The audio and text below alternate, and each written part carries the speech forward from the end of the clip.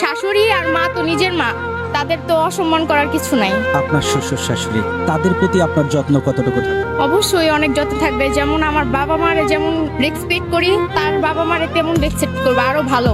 ওনাদের সাথে সারা জীবন পার করতে হবে, ওনাদের ওরকম ভাবে রেসপেক্ট করতে হবে যেরকম আমার বাবা আমাকে গড়ে তুলছে, তার ছেলেরও কিন্তু সেইভাবে গড়ে তুলছে। এই জন্য আমি চাইবো যে তাদের কোনোদিন আলাদা করতে না, একসাথে থাকতে, সারা জীবন একসাথে থাকতে।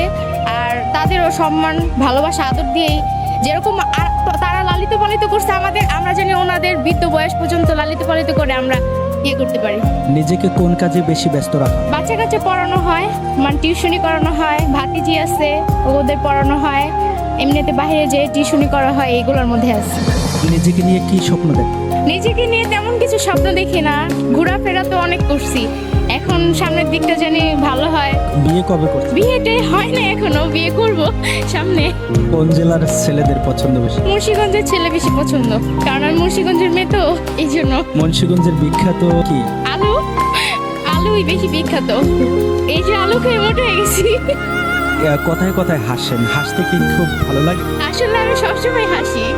এত হাসি খুশি থাকার রহস্য কি? এত হাসি খুশি থাকার রহস্য কি? প্রিয় মানুষটাকে কাছে পাওয়ার জন্য, মানে আমি জানি চাইছি, তার সাথে আমার এঙ্গেজ হয়েছে জন্য। তার সাথে কি সম্পর্ক ছিল? হ্যাঁ, তার সাথে সম্পর্ক ছিল 5 বছর। প্রিয় মানুষটার ভালো কয়েকটি দিক নিয়ে আমরা কথা বলবো। প্রিয় মানুষটার ভালো দিক বলতে, প্রিয় মানুষটা অনেক টেক কেয়ার করে, অনেক রেসপেক্ট করে, যেহেতু সম্মানটা বেশি করে। আমি যে সুন্দরটা চাই তখন সেটা হাজির, সেটা রাত 3টা হোক, 2টা হোক, আর 12টা হোক। বিয়ের পরে তার ঘরে যাবেন, তার যে বাবা মা, আপনার শ্বশুর শাশুড়ি, তাদের প্রতি আপনার যত্ন কতটুকু থাকে? অবশ্যই অনেক যত্ন থাকবে। যেমন আমার বাবা মারে যেমন রেসপেক্ট করি, তার বাবা মারে তেমন রেসপেক্ট করবো, আরো ভালো। ওনাদের সাথে সারা জীবন পার করতে হবে, ওনাদের ওরকম ভাবে রেসপেক্ট করতে হবে যেরকম আমার বাবা আমাকে গড়ে তুলছে, তার ছেলেরও কিন্তু সেইভাবে গড়ে তুলছে। এই জন্য আমি চাইবো যে তাদের কোনোদিন আলাদা করতে না, একসাথে থাকতে, সারা জীবন একসাথে থাকতে। আর তাদেরও সম্মান ভালোবাসা আদর দিয়েই যেরকম তারা লালিত পালিত করছে আমাদের, আমরা জানি ওনাদের বৃদ্ধ বয়স পর্যন্ত লালিত পালিত করে আমরা করতে পারি। শ্বশুর শাশুড়িকে, শ্বশুর শাশুড়ি আর বউয়ের মধ্যে কোন ধরনের ভালোবাসা, কোন ধরনের সম্পর্ক গড়ে ওঠা উচিত মনে করেন? মায়ের মতো, মানে মেয়ে আর মা যেরকম একটা কন্টিনিউ একটা অ্যাডজাস্টেন্স আছে না, ওরকম।